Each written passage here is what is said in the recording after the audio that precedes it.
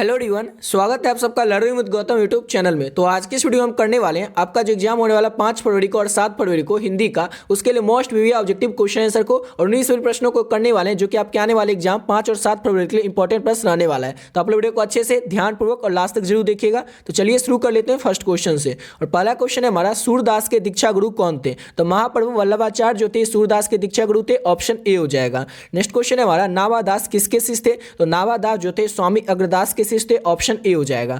अगला क्वेश्चन करते हैं। नेक्स्ट क्वेश्चन है हमारा कि तुलसीदास के माता और पिता का नाम क्या था? ये क्वेश्चन ऑलरेडी कई बार आपके एग्जाम में पूछा गया और इस साल के लिए इंपॉर्टेंट है कि तुलसीदास के माता पिता का क्या नाम था? तो तुलसीदास के माता का नाम था हुलसी देवी, पिता का नाम था आत्माराम दुबे, ऑप्शन ए हो जाएगा।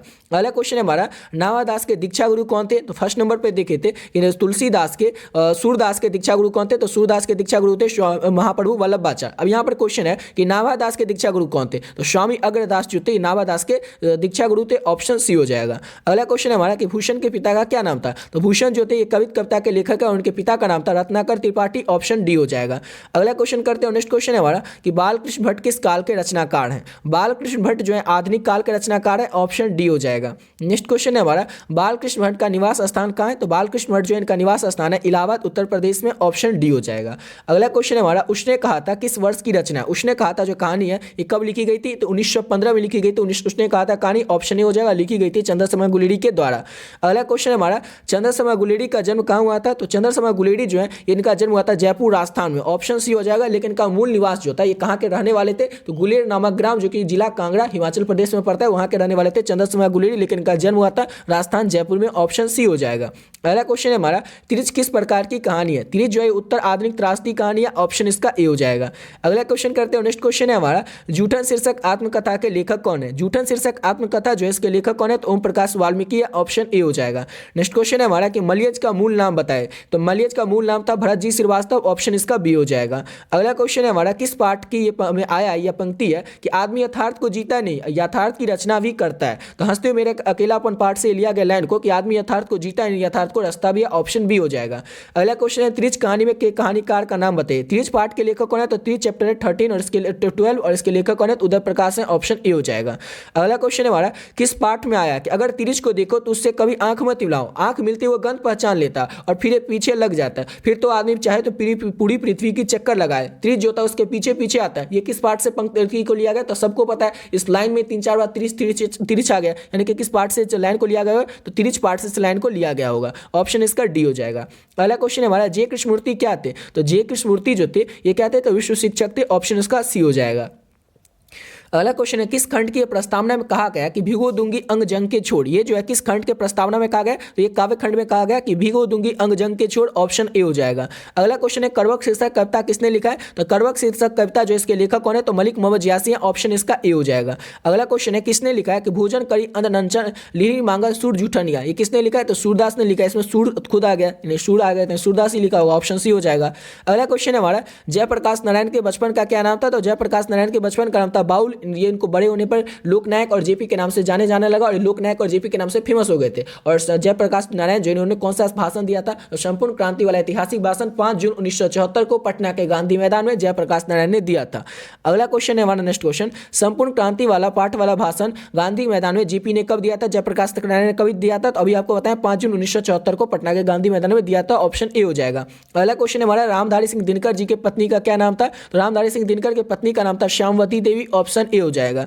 अगला क्वेश्चन है हमारा, रामधारी सिंह दिनकर का जन्म कहां हुआ था? तो रामधारी सिंह दिनकर जो है इनका जन्म हुआ था सिमरिया बेगूसराय बिहार में, यानी कि ऑप्शन इसका डी हो जाएगा। अगला क्वेश्चन हमारा, रोज कहानी की नायिका कौन है? रोज कहानी जो है इसकी नायिका कौन है, मेन पात्रा कौन है? तो मालती रोज कहानी की नायिका है, ऑप्शन ए हो जाएगा। अगला क्वेश्चन हमारा, रोज शीर्षक कहानी का पूर्व में नाम क्या था? तो रोज शीर्षक कहानी उसका पहले नाम रहता है गैगरिन, लेकिन अज्ञा जो इसका नाम बदलकर बाद में रोज कर देते हैं, इसका इसलिए ऑप्शन हो जाए इसका डी। अगला क्वेश्चन है, भगत सिंह के पैतृक गांव का क्या नाम था? तो भगत सिंह जो इनके पैतृक गांव का नाम था खड़क कला पंजाब में, ऑप्शन इसका ए हो जाएगा। अगला क्वेश्चन करते हैं। नेक्स्ट क्वेश्चन है हमारा, सिपाही की मां एकांकी है? तो सिपाही की मां जो एक एकांकी, इसके लेखक कौन है? तो मोहन राकेश है, निम्न मध्यम वर्ग की एकांकी है, ऑप्शन इसका ए हो जाएगा। अगला क्वेश्चन हमारा, जगदीश चंद्र माथुर का जन्म कहां हुआ था? तो जगदीश चंद्र माथुर जो है इनका जन्म हुआ था शाहजहांपुर उत्तर प्रदेश में, ऑप्शन इसका डी हो जाएगा। अगला क्वेश्चन हमारा, सिपाही की मां एकांकी के एकांकीकार का नाम बताइए? तो सिपाही की मां जो एकांकी उसके एकांकीकार कौन है? तो अभी आपको बताया मोहन राकेश है, ऑप्शन ए हो जाएगा। नेक्स्ट क्वेश्चन है, किस पात्र का यह कथन है कि भैया मेरे लिए जो करे लाएंगे वो तारों बालों और बातों के कड़े से भी अच्छे होंगे। तो ये मुन्नी का कहना था, ऑप्शन ए हो जाएगा। मुन्नी किस एकांकी का ये पात्र है? तो मुन्नी जो है सिपाही की मां एकांकी की पात्र है। अगला क्वेश्चन है हमारा नेक्स्ट क्वेश्चन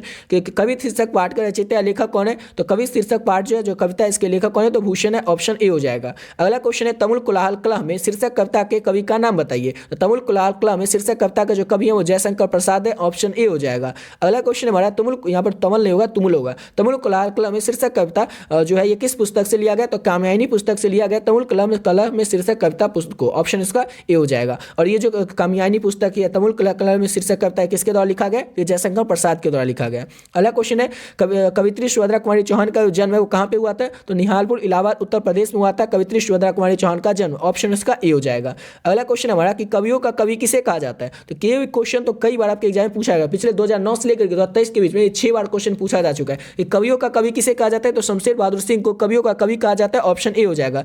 कवि गजानन माधव मुक्तिबोध का जन्म कहां हुआ था? तो श्योपुर ग्वालियर जो कि मध्य प्रदेश में पड़ता है वहां पर हुआ था कवि गजानन माधव मुक्तिबोध का जन्म, ऑप्शन डी हो जाएगा। अगला क्वेश्चन है हमारा किस कविता संग्रह पर रघुवीर साय को साहित्य अकादमी पुरस्कार मिला था? तो लोग भूल गए के लिए जो रघुवीर साय को क्या मिला था? तो साहित्य अकादमी पुरस्कार मिला था, ऑप्शन सी हो जाएगा। अगला क्वेश्चन हमारा प्यारे नन्हे बेटे को शीर्षक कविता के कवि का नाम बताइए। तो प्यारे नन्हे बेटे को शीर्षक कविता का जो कवि है उनका नाम है विनोद कुमार शुक्ल, ऑप्शन ए हो जाएगा।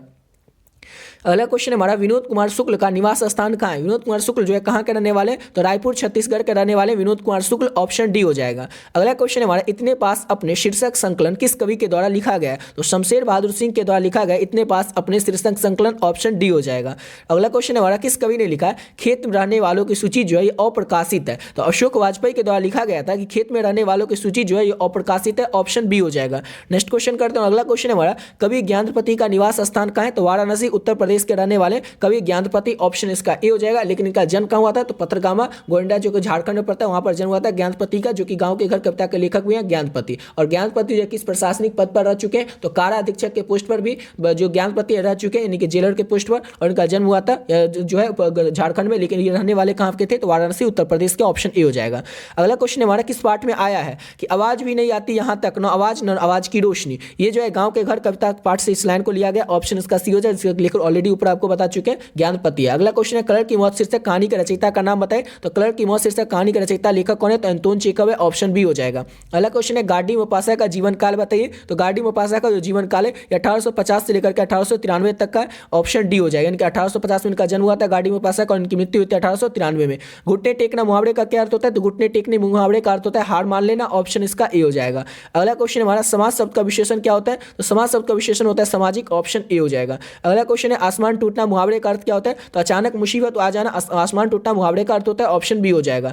अगला क्वेश्चन है हमारा छठी का दूध याद आना, इसका मुहावरे का अर्थ क्या होता है? तो अत्यधिक कठिन होना, छठी का दूध याद आना मुहावरे का अर्थ होता है, ऑप्शन बी हो जाएगा। और आज के इस वीडियो का लास्ट क्वेश्चन है हमारा कलई खुलना का अर्थ क्या होता है? तो कलई खुलना यानी कि भेद प्रकट होना, ऑप्शन इसका बी हो जाएगा। इसी के साथ वीडियो पे कंप्लीट करते हैं। ऑलरेडी आप लोगों को पिछले वीडियो में लघु उत्तरीय प्रश्न, दीर्घ उत्तरीय प्रश्न 100% व्याख्या वाला क्वेश्चन, जो भी प्रश्न आपके आने वाले एग्जाम 5 और 7 फरवरी के लिए इंपॉर्टेंट है, सभी प्रश्न आप लोगों को ऑलरेडी करवा चुके हैं। ऑब्जेक्टिव में आपसे क्वेश्चन कितना पूछा जाएगा? तो 100 क्वेश्चन आपसे ऑब्जेक्टिव में पूछा जाएगा। कितना पूछा जाएगा? तो सिर्फ और सिर्फ 100 ही क्वेश्चन पूछा जाएगा। इसमें आपको बनाना कितना है? तो 50 क्वेश्चन बनाना है। इस 50 क्वेश्चन में 40 से लेकर के 45 क्वेश्चन जो आपके बुक से रहेगा। हम जो आपको पीडीएफ दिए उसी पीडीएफ से आपको 35 से 40 क्वेश्चन देखने को मिल जाएगा। और उसके बाद एक दो जो क्वेश्चन बच जाता है उसके लिए आपको मुहावरा, पर्यायवाची, विलोम सब करवा दिए, जो 15 क्वेश्चन बच जाएगा। क्योंकि 40 से 45 क्वेश्चन आएगा तो कम से कम आप लोग 35 क्वेश्चन बना ही दीजिएगा। और उस पीडीएफ में से आप लोगों को कल ही बता देते कि ज्योग्राफी का जो टोटल 56 क्वेश्चन टकराया था, जो कि ज्योग्राफी में बनाना सिर्फ 35 ही था। तो जो पीडीएफ दिए उससे आप लोगों को 35 क्वेश्चन तक बन जाएगा। 35 क्वेश्चन उससे बना लीजिएगा। और जो ग्रामर का बच जाएगा उसमें आपको ग्रामर जैसे संधि विच्छेद समझ में नहीं है, समाज समझ में नहीं है, समाज समझ में नहीं है, या विशेषण समझ में नहीं है, उपसर्ग प्रत्यय समझ में नहीं है, इस सबको छोड़ देना है। क्योंकि अभी आपके पास टाइम नहीं है कि आप लोग इसको फिर से रिवाइज कर पाए या समझ पाएगा। इसलिए जो समझ में है उसी को बनाना है।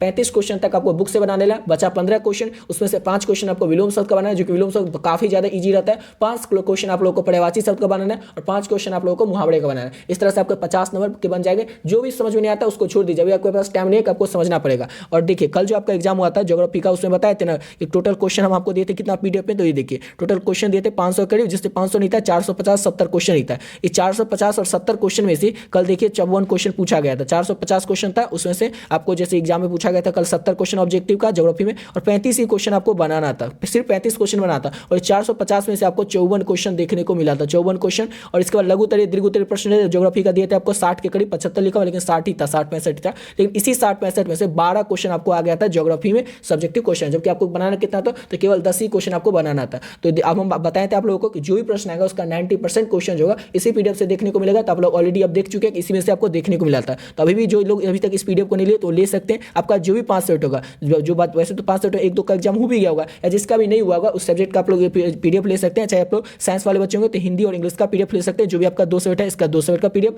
और जो भी आर्ट्स वाले बच्चे हैं वो उनका जो भी एग्जाम बचा हुआ है जिस चीज का भी 4-5 सेट का या 3 सेट का, तो उसका पीडीएफ आप लोग ले सकते हैं। लेना किस तरह से, तो ये देखिए पीडीएफ का प्राइस जो है ओनली 25 रुपीज है। आप लोग इतना कम इसीलिए रखें ताकि हर एक बच्चा इसको ले सकेगा और अफोर्ड कर सकेगा, अपने आने वाली बोर्ड एग्जाम की प्रिपरेशन बहुत ही कम समय में और बहुत ही बढ़िया तरीके से कर सकेगा। बहुत सारे बच्चे ऑलरेडी ले चुके हैं, समझ गए। जो भी बच्चे अभी तक नहीं ले वो ले सकते हैं। बताएं थे आपको 90% क्वेश्चन इसी पीडीएफ से रहेगा, और रहा देखे भी ना रहा ना। उसके बाद आपको लेना किस तरह से, तो ये देखिए नंबर है 7903820891। इस नंबर को जैसे आप लोग फोन पे, गूगल पे, पेटीएम में डालेगा तो नाम आ जाएगा गौतम कुमार। उस पर आपको क्या करना है, इस पर डाल देना, इसका स्क्रीनशॉट लेकर के आप लोग को इसी नंबर के व्हाट्सएप पे भेज देना। जो भी आपका 5 सेट से बचा होगा वो आप बता दीजिएगा, या आप लोग साइंस वाले बच्चे होंगे तो आप लोग बता दीजिएगा आपका 2 सेट होगा हिंदी और इंग्लिश का, वो आप लोग बता दीजिएगा। और हिंदी इंग्लिश में भी आप लोग को बता रहे, इसमें तो बोल रहे थे ज्योग्राफी में 90% क्वेश्चन आएगा, लेकिन हिंदी इंग्लिश में 95% तक क्वेश्चन जो है इसी पीडीएफ से आपको देखने को मिल जाएगा। ज्योग्राफी आपको बताए थे और सेम वही है, और कल आप लोग हिंदी में भी सेम इसी तरह से देख लीजिएगा। जो हम आपको बताएंगे उसी के अंदर से 95% क्वेश्चन आएगा तो आएगा ही, ठीक है। तो आप लोग इस पीडीएफ को ले सकते हैं, बहुत ही कम समय और बहुत ही बढ़िया तरीके से अपने आने वाले बोर्ड एग्जाम की तैयारी कर सकते हैं। आशा करता हूं आप लोगों को वीडियो अच्छा लगा होगा। मिलते हैं नेक्स्ट वीडियो में नए वीडियो के साथ।